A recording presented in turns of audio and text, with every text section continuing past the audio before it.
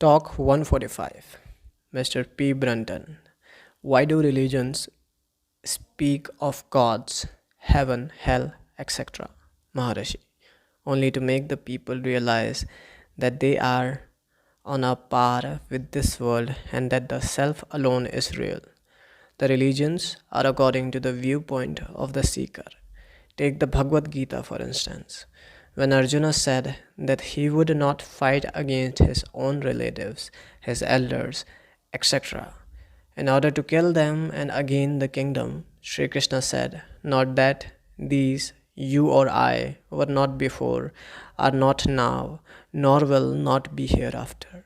Nothing was born, nothing was dead, nor will it not be so hereafter, and so on. Later, as he developed the theme and declared that he had given the same instruction to the sun through him to Ikshvaku, etc., Arjuna raised the doubt, how could it be? You were born a few years ago. They lived ages ago. Then Sri Krishna, understanding Arjuna's standpoint, said, yes, there have been so many incarnations of myself and yourself. I know them all, but you do not know. Such statements appear contradictory, but still they are correct according to the viewpoint of the questioner. The Christ also declared that he was even before Abraham. Devotee. What is the purpose of such descriptions in religions? Maharishi. Only to establish the reality of the self. Devotee. Bhagwan always speaks from the highest standpoint. Shri Bhagwan with a smile. People wouldn't understand the simple and bare truth, the truth of their everyday, every present and eternal experience. That truth is that of the self. Is there anyone not aware of the self?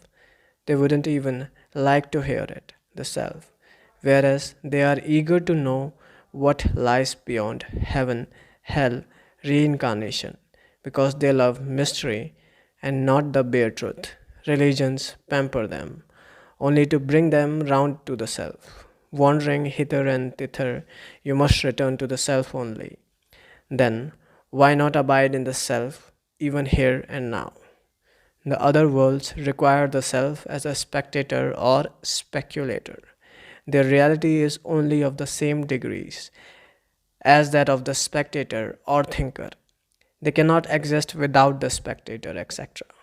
Therefore, they are not different from the self.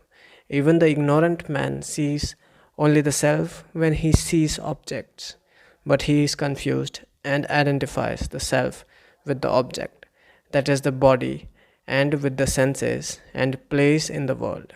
Subject and object all merge in the self. There is no seer nor objects seen. The seer and the seen are the self. There are not many selves either.